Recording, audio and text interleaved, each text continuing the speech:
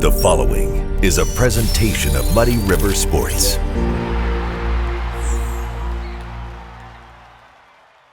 After a long Saturday at the Troy tournament, Hannibal welcomes undefeated Quincy High to Korf Gymnasium for a heavyweight showdown, and this match lived up to the billing. The Pirates get off to a good start in the first set. In-system ball, Malia Stolte to Marissa Falconer, one of the hardest hitters in the area. That kill makes it 2-0 Pirates. Blue Devils are a tough team to swing against. Their block is big, as is the case here with Jada Brown denying Lila Dorsey to make it 5-3 Pirates, but Dorsey would exact some revenge. A couple points later, this time she goes right through the block. Good luck defending that. It's 6-4 Pirates. The theme of this night, back and forth we go. Great pass here by Quincy's Avery Lubeck to get the ball to setter Kristen Damon, and Elena Moore with a swing off the Pirates block to make it 9-7 Hannibal. A little bit later, how about Dorsey? This time in the back row. Pirates just come at you in so many ways. Excellent swing from Miss Dorsey, and the Pirates push their lead to 4. Pirates would get to set point at 24-17, but a furious rally by the Blue Devils would make things interesting. This skill from Maddie Marquardt makes it 24-21, but the Pirates, most notably Falconer, had enough. Perfect serve-receive offense from the Pirates. Tic-tac-toe to Falconer, who delivers the set-winning swing to draw first blood for the Pirates. In a best-of-5 match, though, plenty of time for the Blue Devils to mount a comeback. They would make some inroads in that department right here. It's already 3-1 Blue Devils in the second set, and Marquardt would make it 4-1 with this powerful swing. It's 6-3 now. How about Marquardt again? The hitters on both sides of the net are just a treat to watch. This swing glances off the top of the block. Another kill for Marquardt, and the Blue Devils are off and running in the second. Did I mention the Blue Devils are difficult to hit against? Case in point right here. Madison Luce and Alyssa Farlow rising up high. Luce gets credit for that block. She was a force at the net all night.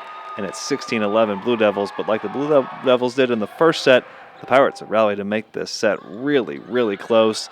Tessa James served it really well on this night. An example here with the ace that makes it 20-19 Blue Devils. Pirates would draw level right here. The swing by Lena Bunty out of the middle, but the Pirates have two of their middles waiting to smother it. Ryan Borden and Brooke Hess teaming up for the block to tie it at 22. Blue Devils would get to set point at 24-23. They immediately put the set to bed. Pretty good serve-receive offense from the Pirates, but again, Luce, she blocks that swing like an ex-boyfriend, and the Blue Devils guarantee will go at least 4 sets. 9-8 Blue Devils in the third, a really good rally here, but again, it ends with a Blue Devils block. Hannibal coach Jason Leindecker commended the Blue Devils' efforts at the net, and you see why. Luce and Farlow getting in on the action once again to keep the Blue Devils in front. 19-18 Blue Devils. Every set was close on this night, but Lena Bunty makes sure the Pirates don't get even right here. A mammoth swing as the Blue Devils get in system off the Pirates serve. Speaking of the Pirates serve, it would be just that would get them on even terms. Dorsey serving up the ace, knot us up at 21. Man, this was a fun match. So many twists and turns. The Blue Devils will pull in front for good here, however, tied at 22 until Madison Luce powers one through the Pirates block to get the Blue Devils within a couple points of taking the set, which they would do on the point after next. And how else would they do it other than with that impenetrable block?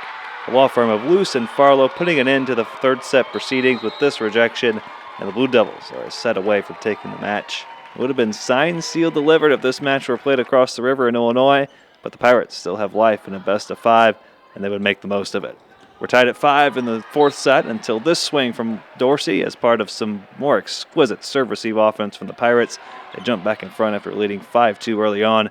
It's 15-14 Pirates here in another seesaw back-and-forth set. Not all kills are created equal. Sometimes you have to get creative, and Marquardt does right here. Perfectly placed roll shot to tie it up at 15. Hannibal would create some separation courtesy once again of Miss Falconer. Hannibal was taking a 19-17 lead, and Falconer would add one more to that tally. Really nice swing right down the line. It forces a Blue Devils timeout, and the Pirates can breathe a little easier with a 3-point lead. The Blue Devils would score the next 3 points, but again, Falconer had a response. She was swinging it really, really well. She saved one of her best for this pivotal point. That is just indefensible. These teams just trading punches all night. Pirates go back in front. We're tied once more because why not? At 23, Dorsey challenging that Blue Devils block. The ball lands on the Pirates' side but out, and the Pirates have a set point to force a deciding fifth set. And as fate would have it, we would have that fifth set. Jane's back to serve, and she serves up yet another ace, a low bullet that nearly grazes the net, but it is absolutely pristine. Yes, she's a freshman, and this freshman sends the Pirates and Blue Devils to a 15-point set. for all the marbles. How good was the Pirates' serve-receive offense on this night? They had that ball on a string. Janes to Stolte to Falconer, just too much to handle, and we're tied at 1. Very next point, long rally here, and Madeline Hamby puts it on a dime to Luce. You know what's happening with this ball. It's hitting the floor. That kill makes it 2-1 Blue Devils, but that lead would not get any larger for Quincy.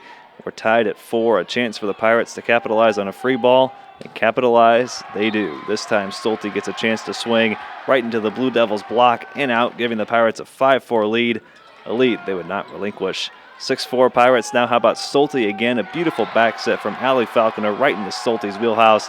That's a 4-0 run for the Pirates. The student section loves it. Both student sections brought the energy for this rivalry game, complementing the intensity on the court.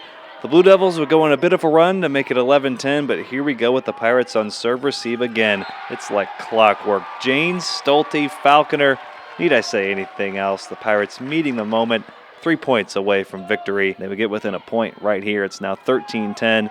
When it's not Falconer bringing the thunder, it's Dorsey, and she does so once again off a free ball. That's just asking for trouble. The Pirates have match point, but the Blue Devils would not go quietly into that good night. And again, it's their block that comes up huge. Bunty and Edie Campbell keep the Blue Devils' hopes alive by getting in the way of the Dorsey swing, but Dorsey would make amends in the best way possible for the Pirates. Very next point, again the pass from Janes right to Stolte, and in true Pirates fashion, their quick tempo finishes the deal. Dorsey with the exclamation point on a stellar night of volleyball at Korf, and the Pirates rallied to hand the Blue Devils their first loss of the season, a signature win for the Pirates on their home floor. It's just relieving, finally winning. I think we played our best, and you got to keep pushing through every point. And that's what we did. We just kept going. I had a little talk with them, like, do you want this game to end like we did against Notre Dame? And they said, absolutely not. I said, then you go be the difference. And they went out and they did what they needed to do. But I'll tell you, going back and forth that whole night, it was incredible. Both teams will host conference games on Tuesday. Hannibal will face Fulton in North Central Missouri Conference play, while Quincy will square off with Rock Island at the QHS Gym. Muddy River Sports. Our home, our sports.